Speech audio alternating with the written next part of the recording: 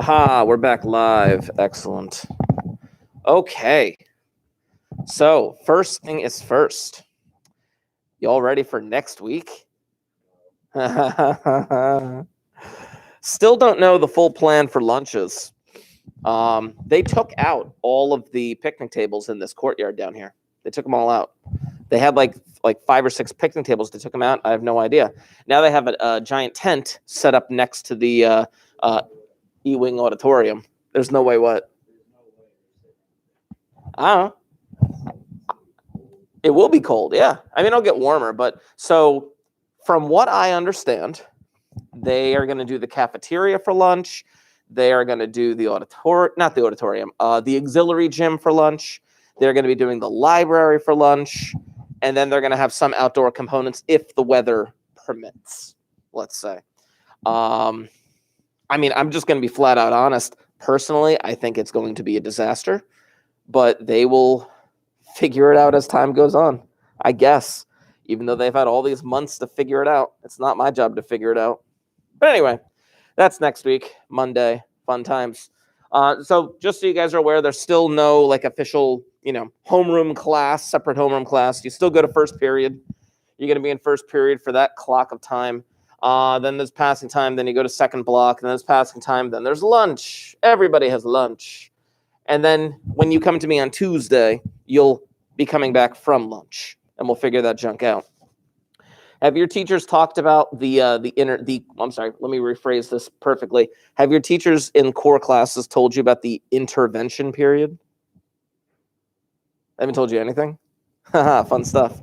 So throughout the year, you guys have been taking these benchmarks for me. Remember those benchmarks, those assessments on Linkit that did not count against you?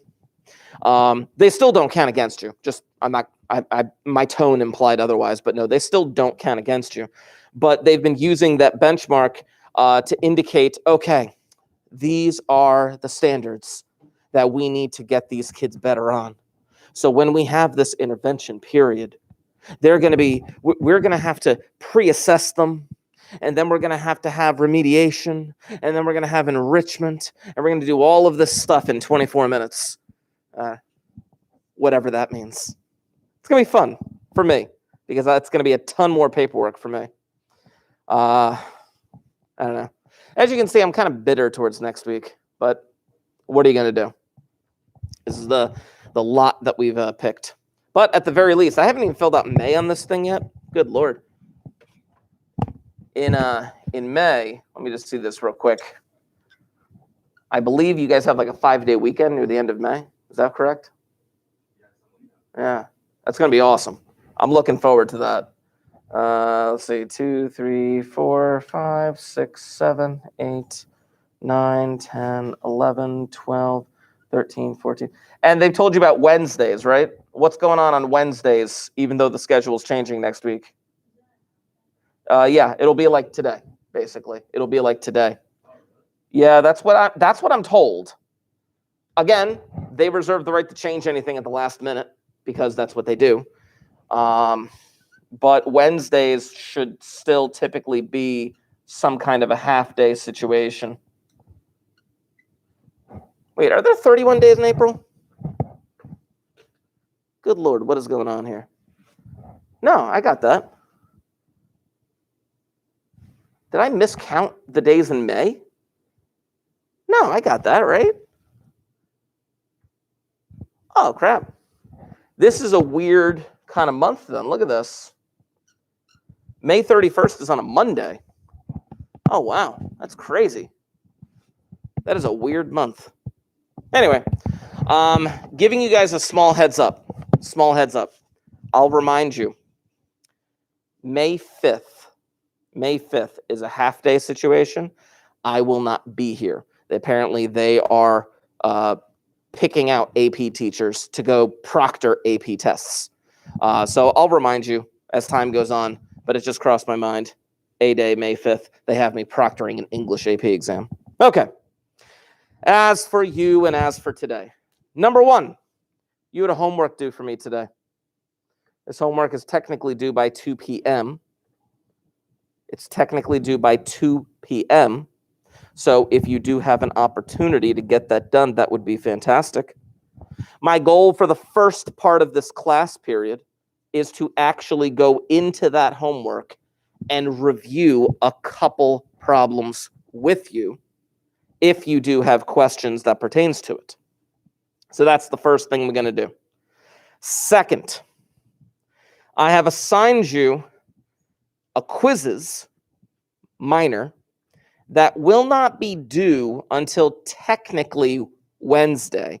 I tried to give you some extra time on that. So there is a quizzes minor that will be due Wednesday. You'll see that it's already on Google Classroom.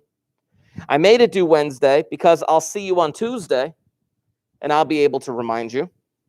But you'll have 2 opportunities to get that quizzes done. Score as best as possible.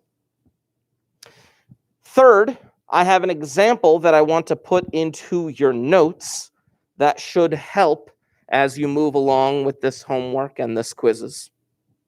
And then finally, with the time that we have left, I would like to introduce another step into this process of rationals that we've been doing.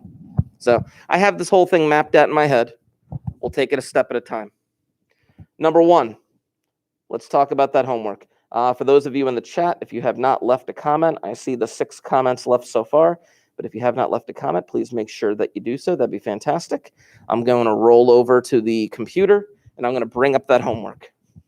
Now, for those of you who have worked on the homework, because I already saw a bunch of people already submitted it. For those of you who have already worked on the homework, perhaps this would be a good opportunity to get clarification on certain questions. For those of you who haven't done the homework, perhaps this would be a great opportunity for you to get a head start on getting it done, because technically, it's not late yet. So, flip this up. See what we got here.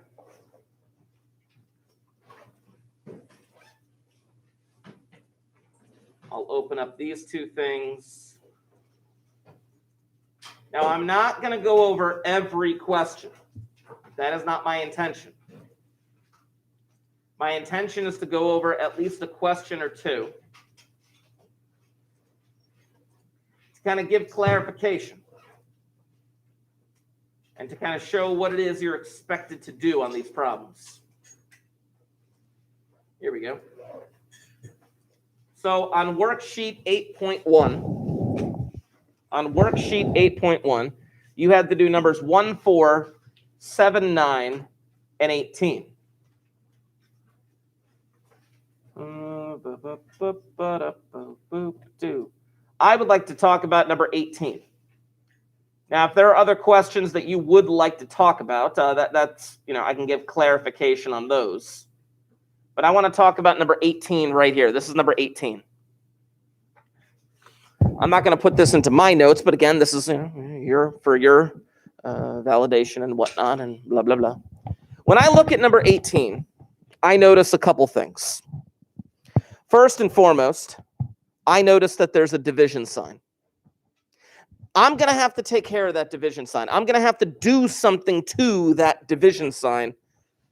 Perhaps a keep, change, flip, where I keep the first fraction, I change the division to a multiplication, and I flip the second fraction. That is probably what I'm going to have to do in a few moments. But I said I noticed 2 things. The other thing that I notice is that 9 minus a squared. I don't like that 9 minus a squared. That 9 minus a squared, I would like to change the way it looks. I typically like to have my variables coming first. Something that I'm going to do to that 9 minus a squared, I don't know why I put that down, is I'm going to switch around these 2 terms. Now, we've done something like this before. We absolutely have. I believe there was an example written into your notes from I don't know how long ago that looked like that, where they don't match. Yes, they don't match, but we can switch this junk around. The x being negative and the 6 being positive, and we can factor out a -1. That's what I'm going to do up here. I'm going to do that to this 9 minus a squared. So first, I'm going to switch this thing around because the a squared is what's negative and the 9 is what's positive. Then, because I don't like the way it looks, I'm going to factor out a -1. Factoring out a -1 would be in my best interest for this problem. Dividing a -1 by both of those terms, I end up with this. That's the top left side. Now, I'm still going to have to factor that. I'm still going to have to go farther with that problem. But for now, I'm kind of happy that it looks better. I didn't like the 9 minus a squared. At least I could change that junk around. I'm going to keep this the same temporarily. I'm going to have to change that too. I'm going to have to factor this. But let's just leave it for now. Because let's take care of the two things that I noticed. The two things I noticed was the 9 minus a squared. Got it. And the division sign. I can take care of that division sign. Change it to multiplication. But in turn, I have to flip this thing. Okay. Now it looks a lot better. Now it looks a lot nicer. Now it's a bit more manageable. Changing that division to a multiplication, changing that 9 minus a squared, now I can continue this problem the way that we normally have.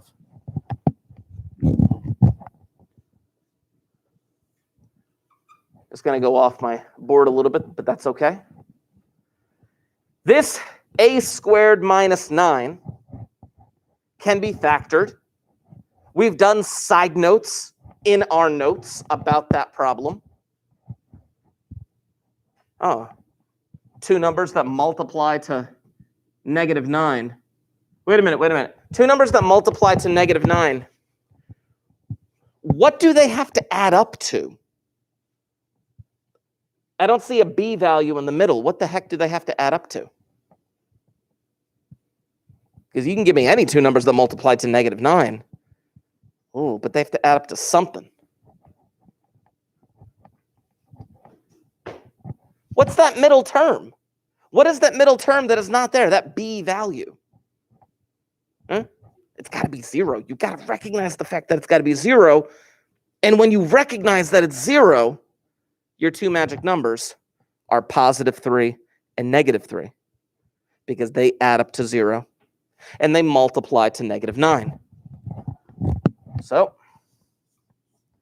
a -3, a +3.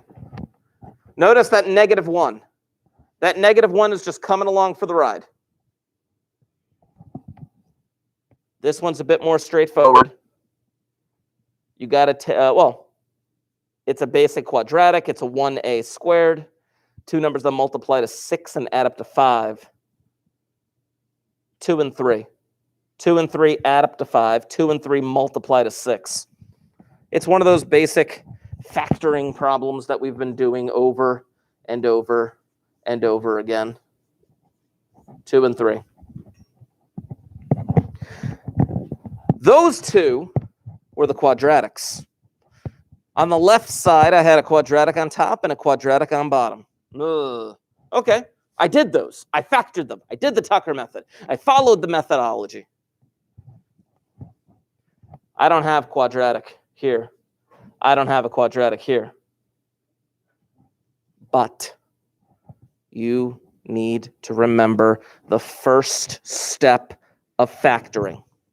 The first step of any form of factoring. The first step of factoring that is needed no matter what. GCF. Greatest common factor.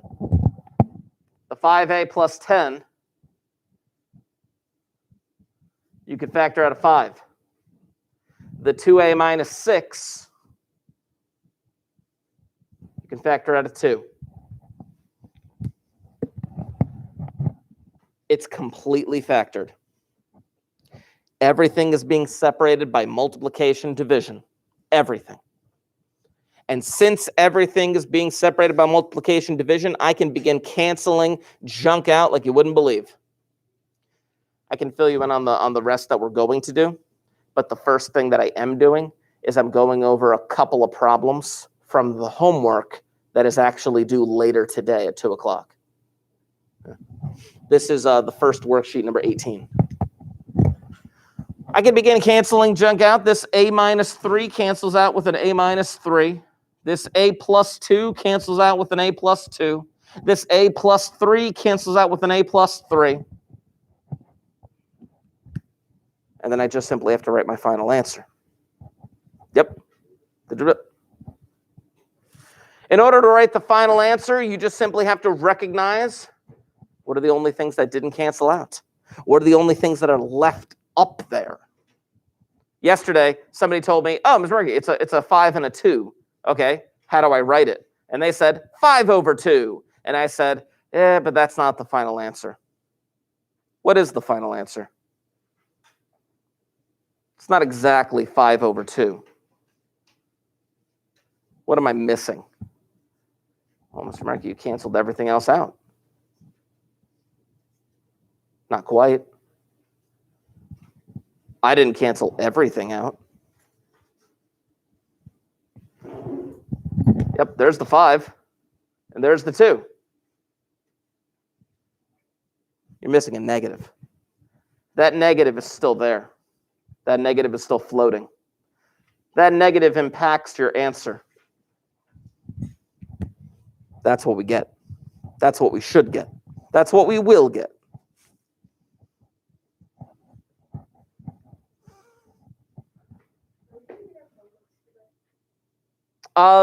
Yes, at some point. When I was going to mention this later, but when I give you the I'm giving you guys a small introduction to the next part of rational functions, and that introduction is going to need us to access a website. Yeah.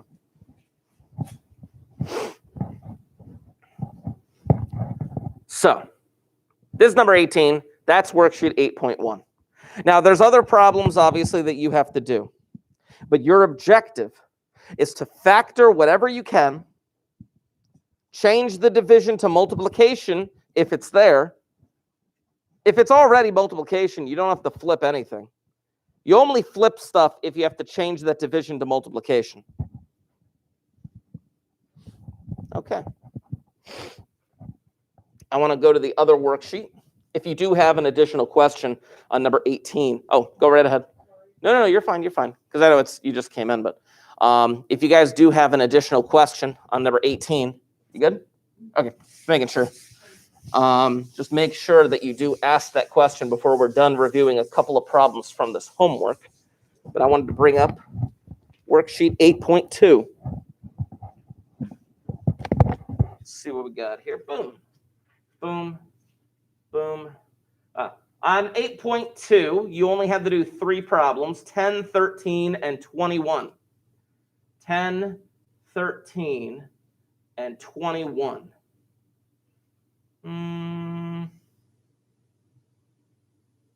Let's talk about 21.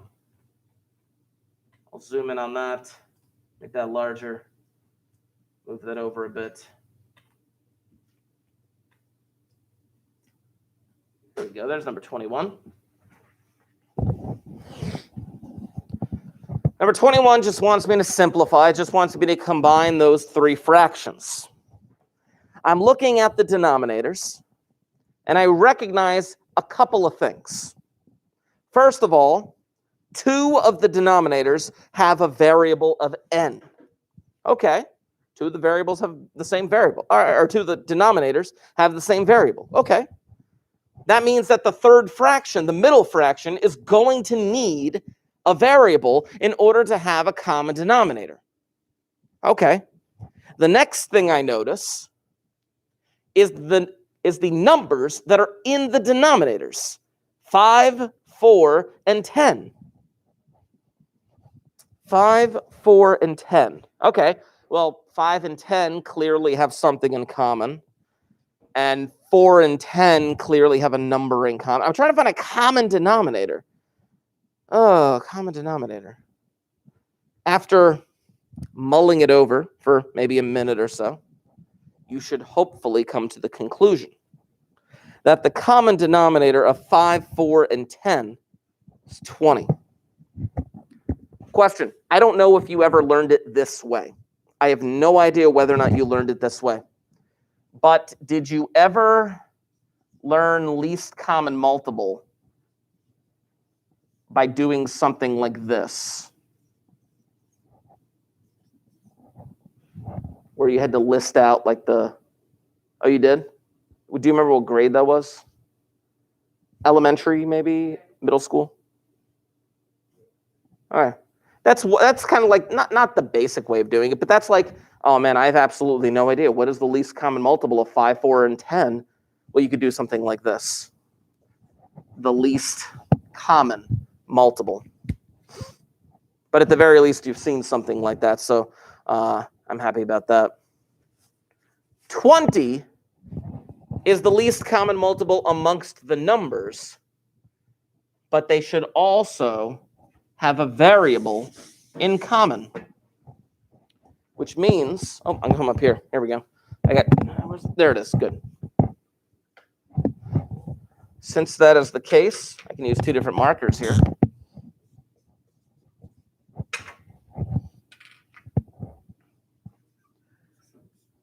$20n is where I'm headed.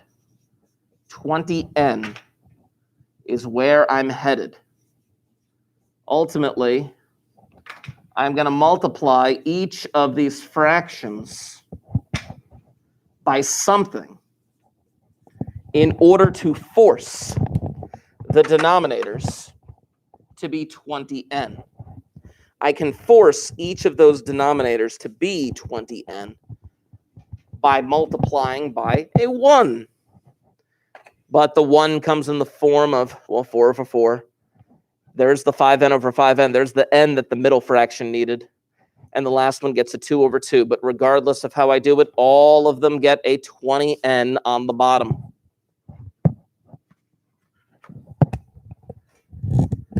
This first one becomes, well, a 4 over 20n minus a 15n over 20n plus a 14 over 20n.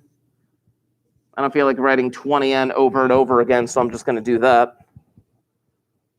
It's because once they have a common denominator, I can just bring them together into a single fraction.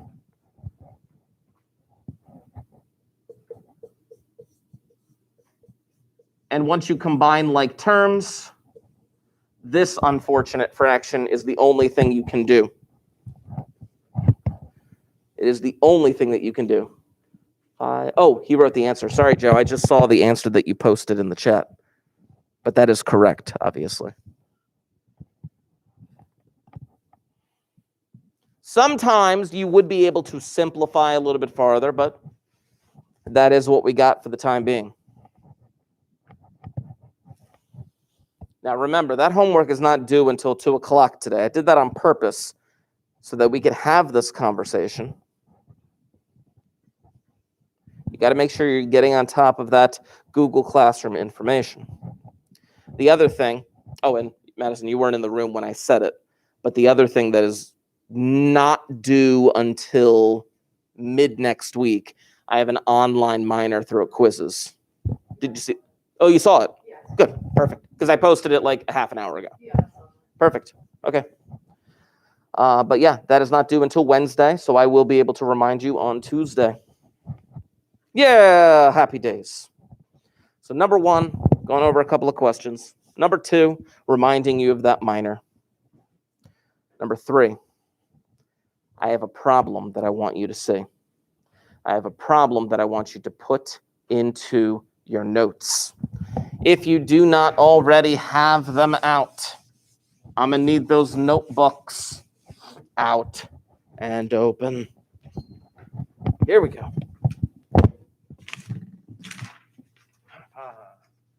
Flip that, flip that.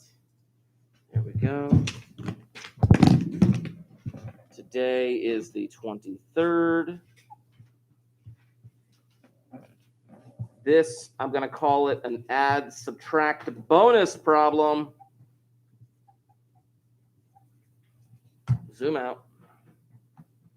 I'm going to call this an adding and subtracting bonus problem because this bonus problem is very important.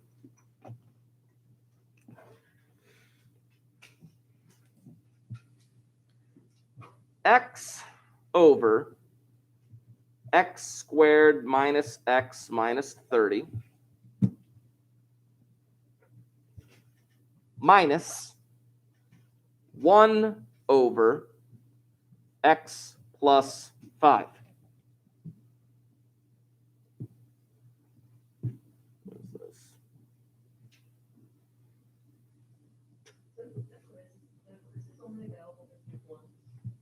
Oh, good question.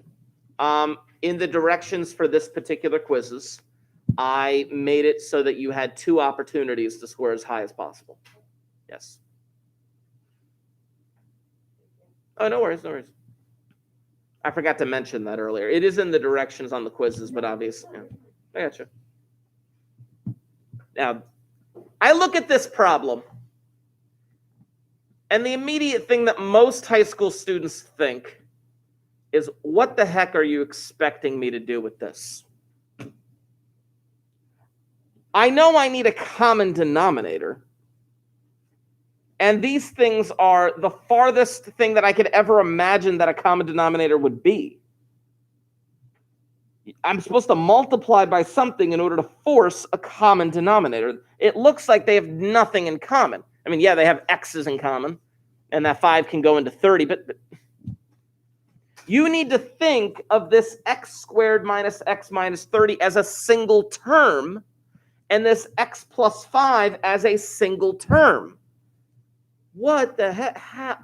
On the other problem we did for like 20, actually I can bring it up here, this problem. On this problem, it was a bit more visually appealing.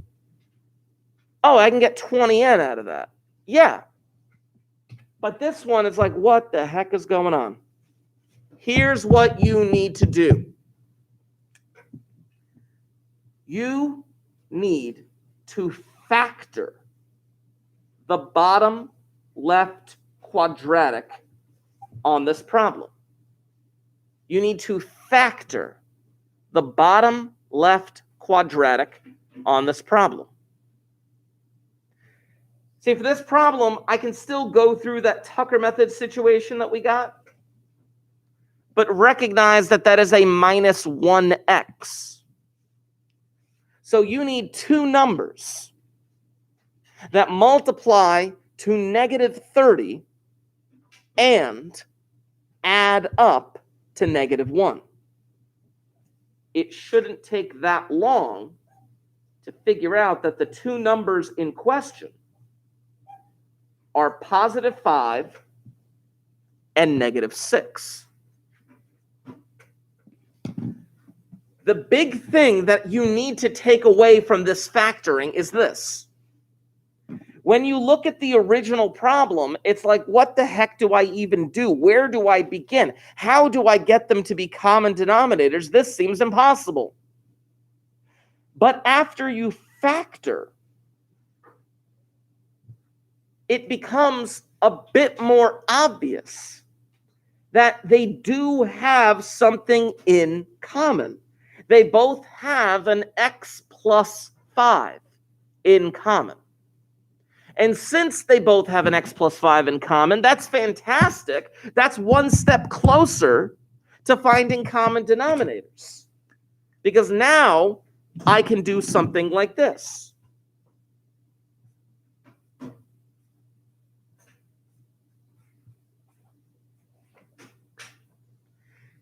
I can multiply that second fraction by x minus 6 over x minus 6 because that second fraction was missing an x minus 6. If it had an x minus 6, then they would be common denominators. They would have the exact same denominators. So I'm going to force them to have common denominators. This multiplication in red is me literally forcing the fraction to have the same denominator as the first one. We need to factor. We need to get those factoring skills in tow. When I first introduced this chapter, we spent a lot of time reintroducing factoring. This is one of the reasons. In every section that we've been doing since then, we've been talking about factoring. We need to get that factoring down. So when I bring these two together into a single fraction, bringing them together into a single fraction gets me something like this. And I don't want to simplify just yet. I want to show you what the heck is going on here.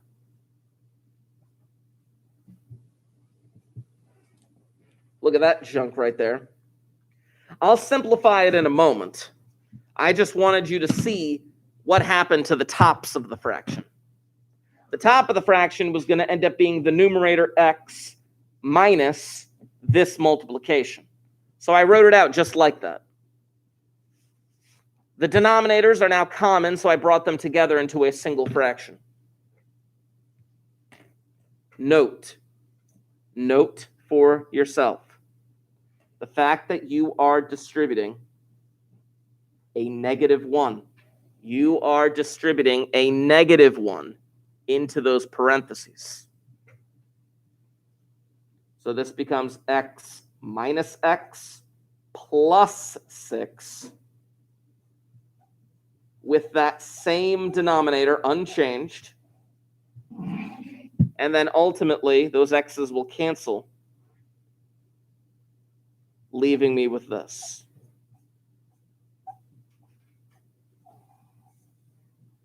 This skill, this ability of simplifying fractions by adding and subtracting is going to play a major role throughout the rest of this chapter. I know it's a little small to see right there. It's the same denominator, just so you know. It's the same denominator on the bottom, all three parts. It's just the top that had to be simplified. Oh, there it is. I should have the live chat open on my phone right here. Let's get that thing open so I can see what's going on in the chat. There you guys are. Haha. Excellent. Okay. Let's bring that over. Good. So, number 1, you have a homework due for me today at 2 o'clock. It's on Google Classroom. Number 2, you have a minor due, but it's not due until Wednesday. Meaning on Tuesday, I will give you a reminder. But you do have 2 attempts. So make sure you use them wisely. Okay. Here's what I need you to do. We're about to take a step into another area of rational functions. We're about to take another step into a part of this chapter that you may or may not like. But here's what I need from you. For this next step, I'm going to need you to go to a website. So if you would, if you don't already have them out and open, you're going to need those Chromebooks out, logged on, so I can go to this website that you've probably been to before to show you how to properly use it. For those of you that are obviously on the computer, you just need to go to said website, but continue listening to my sultry tones. The website in question is Desmos. Now, we've been to Desmos before. DESMOS.com. I'm going to type it into the chat. I'm sorry. Well, for the moment, just for the moment. Say again? Yes, for the moment, you just need the computers. When you do need your notes, I'll let you know because we'll transition back to that paper, okay? But I am going to be sticking to Desmos for just a little bit so we can actually get this stuff done. When you get to Desmos, I'm going to suggest that you log in. You can log in using your school Gmail account. So you can log in. And the benefit of logging in for Desmos, the benefit for logging in is that if you end up doing something that you need for like a future class, or if you have a couple graphs, you can actually save them. You can save them to an account and do all sorts of things with it. So you can log in and then you can click Graphing Calculator and it brings you to this screen. Make that large. There we go. Now I have an untitled graph here, but you can see in this little top left corner, you have a whole bunch of stuff that's saved. I have all this stuff saved. I'm pretty sure there's a lot of examples and what's the word I'm looking for? Templates that are in Desmos that are already there for you. But you can save a bunch of stuff and like name it. Like I can name this, well, I was going to say Intro to Rational Graphing. And then it's saved, and then whatever I do, it's saved to that kind of name. And then if I come back and I have to do something else, I can leave it be and then come back to all my equations. So it's kind of nice. Here's what I need you to type in first. And I'm going to write this on the board so you can see it a bit larger. But I need you to type in f of x equals 1 divided by x.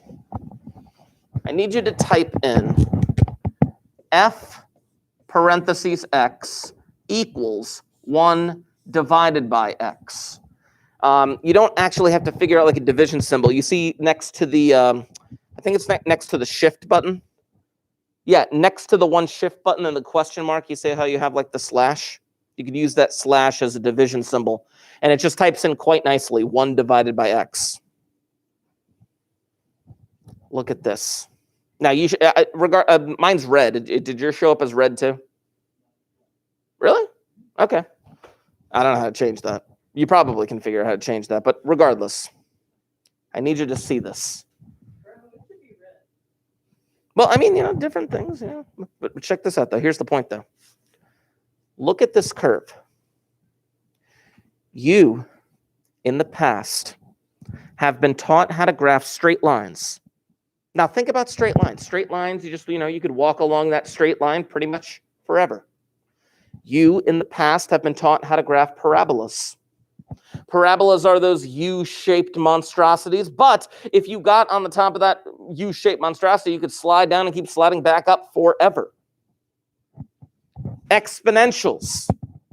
If you had an exponential decay, this thing slides down and then flattens out, but it flattens out forever. I need you to conceptualize this. I need you to see one of the craziest things that you're ever going to see in mathematics. Check this out. And I'm going to show you how this works. If you traveled along this curve would be sloping downward. It would be curving downward. And then at some point, it would plummet. And if you kept traveling along this curve, it would keep going down and down and down and down and down and down. And believe it or not, it's going down forever. But negative infinity is not a number. Negative infinity is a concept.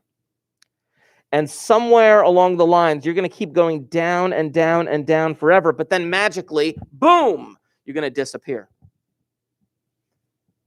You were going down forever, but you disappear. And where do you reappear? You reappear all the way up top.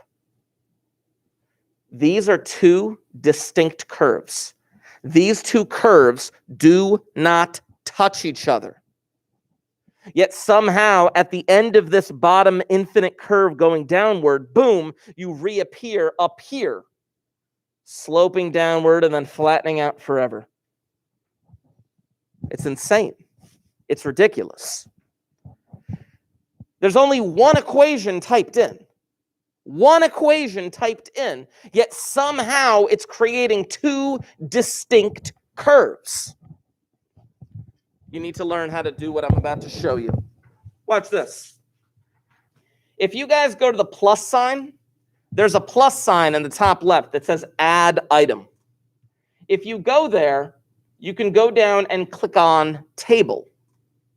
If you click on table, this is the thing that pops up. Now I'm going to change a couple things in this table. You see where it says, does your table pop up and it has that little X with a little 1? Get rid of the 1. Get rid of the little 1. Literally, you just backspace on it and it gets rid of the 1, but the X stays there. Then go over to the Y and get rid of that Y and the 1. Get rid of both of them. I clicked on it and I just backspaced. Plus sign, table. Yep. No worries, no worries. Not a lot of people know how to do this. They just know how to like generally type in equations. Instead of Y, I'm going to type in F parentheses X. And it should look like that. So I'm changing the headers on this table. And for those of you that can't see it, or if you're online, I'm changing the headers on this table to look like this.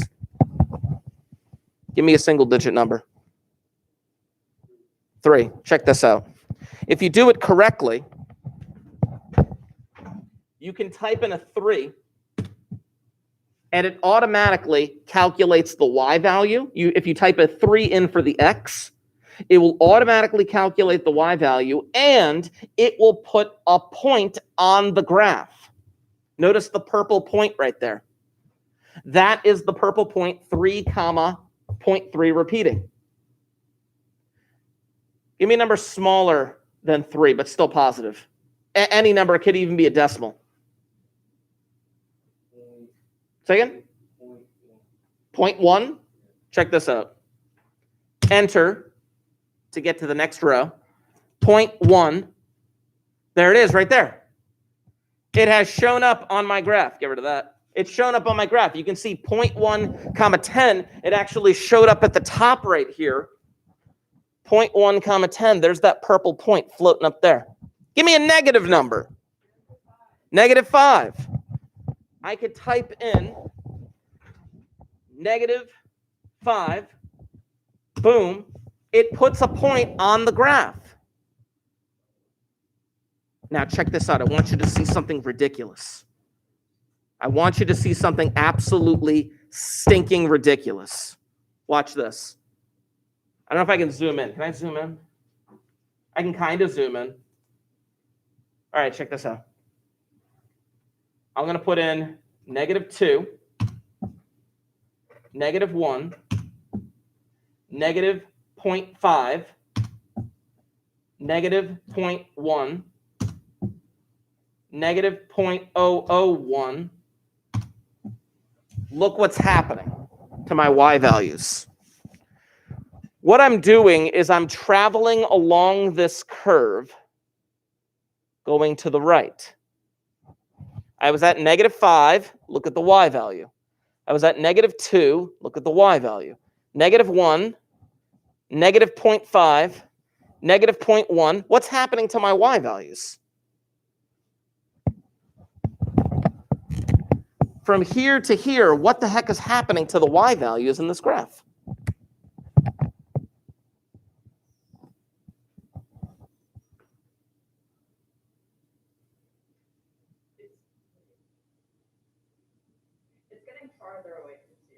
Absolutely, in the negative direction. Yeah, I just don't know how to say. Would that be decreasing? Yeah, they're technically, they're falling. Okay. They're dropping. It's going down. Okay. Which, yeah. Or No, you're fine. But then, like I said, magically you disappear at some point. If I keep putting in smaller and smaller negative numbers here, these Y values, as you said, would keep going down, would keep going farther away from 0, as this curve is doing, but then magically, poof, you disappear. And then, if I went to the other side, and I've already shown that really, if I go to the other side, 0.1, you can see that point at the top. There's 0.1, 10. Question: what if I'm on 0? What if I am legitimately on 0? Type in a 0 for an X value. Tell me what the graph says, or what the table says. What the heck does that mean? You type in a 0, got undefined? What does that mean?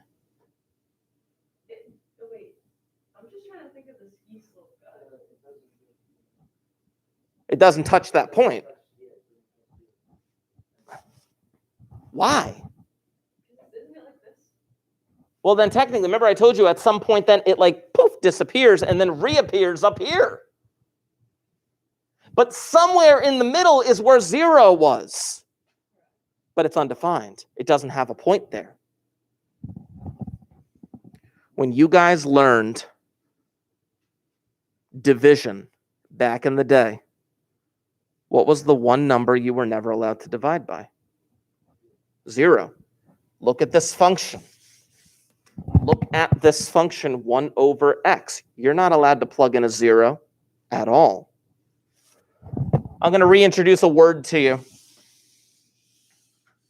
I'm reintroducing a word that we're going to write about in our notes in a few moments.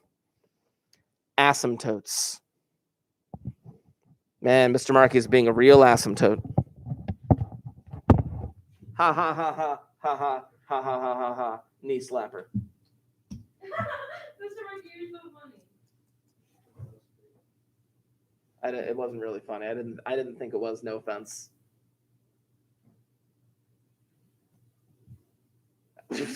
Okay, cool. Ladies and gentlemen, Am I supposed to answer that? I don't know. Temporarily, if you would, let's go back to our notebooks. Have your notebooks back out and open. Now, I am going to go back to the Chromebook for one more thing after this little set of notes. I am going to go back to the Chromebook for one more thing, but I need you to have this written down. Boom. This is just simply put an intro to graphing. This is an introduction. You're not going to fully comprehend, graphing rationals. There we go. You're not going to fully comprehend how to graph a rational function after today, but I wanted to give you an introduction as to what they look like. This is a simple rational graph. And when I say simple, that's not my word. That's literally the mathematical term for it. But a simple rational graph is the function f of x equals 1 over x. And what does it look like? Well, it looks like something like this. Now, I need you to be very careful when drawing this graph. I need you to be very careful when drawing this graph, because these two curves flatline.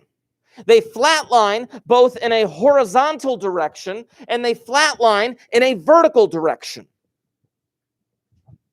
For example, this distinct curve on this side flatlines going to the left. And going to the right, it flatlines in a vertical direction. It doesn't cross over that barrier that we are referring to as an asymptote. Remember, an asymptote is, in general, an invisible barrier that the graph will approach, but won't cross. There are going to be some exceptions during this chapter, but we'll deal with that when we get there.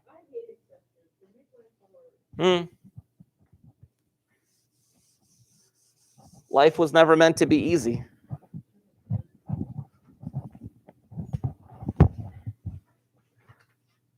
The graph, or this graph in particular, this graph has two asymptotes. It has two asymptotes. A vertical one at x equals 0, and a horizontal one at y equals 0.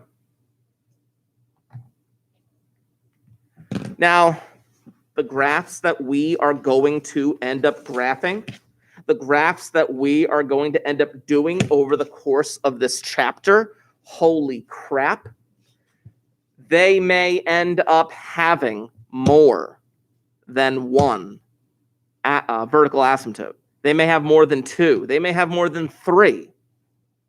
It depends. This particular graph, the simple rational function, has two asymptotes.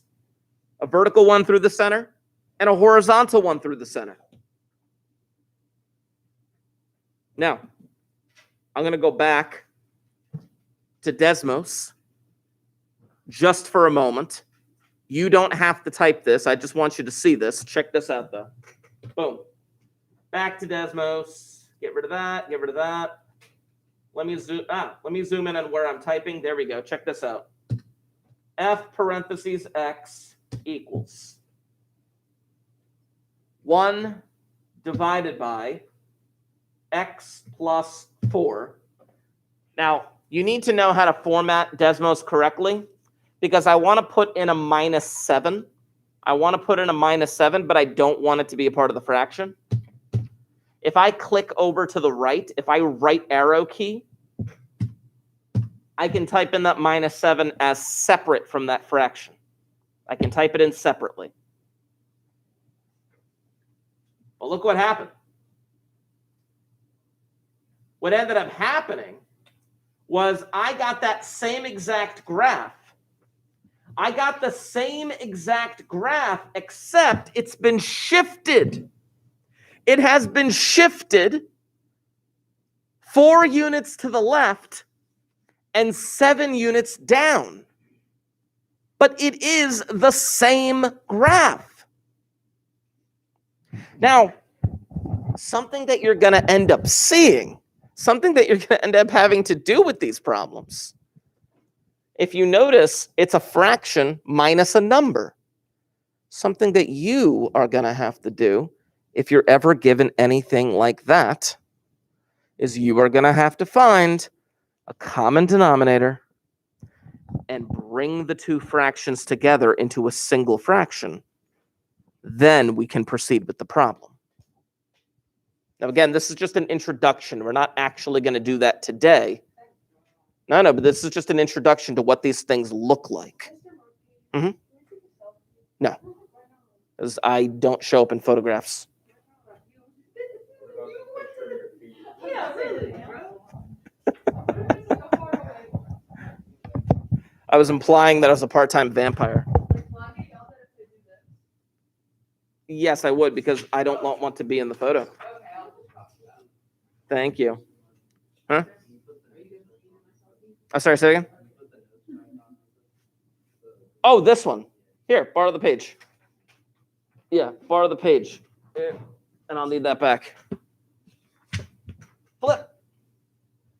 So, couple of things, and then I want you to try one more thing with Desmos after we write a couple things down.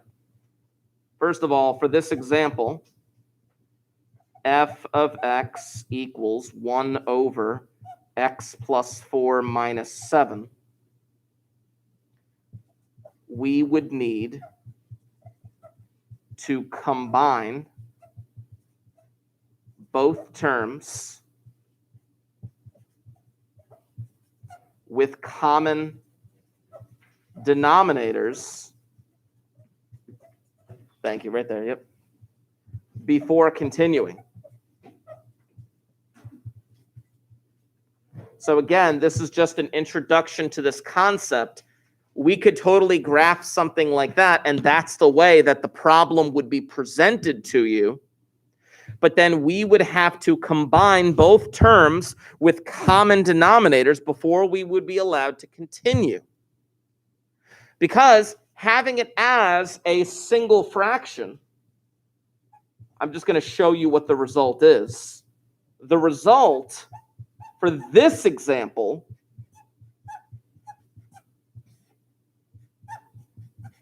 would look like that. Having the problem as a single fraction, allows us to identify vertical asymptotes, horizontal asymptotes, x-intercepts, and eventually a concept that I'm going to introduce to you is something called holes, because these graphs can actually have holes in them. And I'm going to show you that. Not today, clearly, but I am going to show you this. This is an introduction to the concept. Just make a note for yourself. The example at the top, if I did the process that we have been doing on the homework, on the quizzes, the result is what we would have at the bottom. I have one more thing to show you, and I want you to try it on Desmos. I am going to give you an example problem. And I'm going to give you an opportunity to put this function into Desmos to see if you can type it in correctly. And if you do, then I'll have my result up here as well, and you'll be able to see if you did it correctly. I'm going to give you a few suggestions along the way. So write down the following function. And then I want you to try to put it into Desmos. X squared plus 2x minus 3. That whole thing over 2x squared minus x minus 3. What I am going to suggest to you, number 1, put parentheses around the numerator and around the denominator. Put parentheses around the numerator and around the denominator. Second, how do you get an exponent on your keyboard? How do you get an exponent? How do you type, how do you force the thing to go up as a caret symbol? 6. Shift 6, yes. But then after you type in that 2 for the square, make sure you tab to the, or not tab, but you arrow key right to get out of the exponent. Test yourself. See if you can type in this function into Desmos. Now, I'm going to freeze the screen, and I'm going to attempt to do the same thing.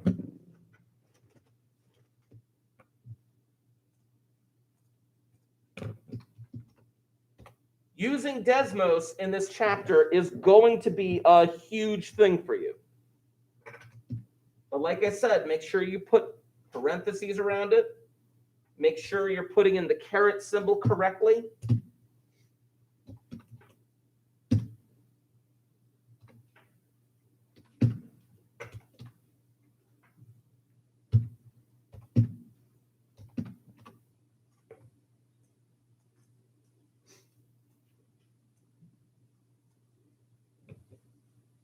And I'll be able to show you what I did in a moment.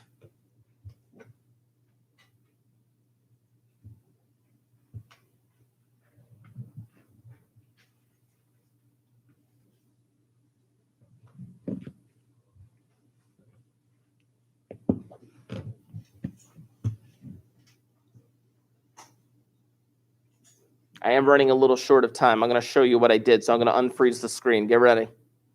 This is what I got.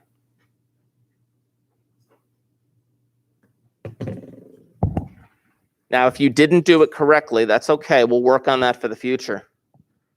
How many curves are up here? There are 3 curves for one equation.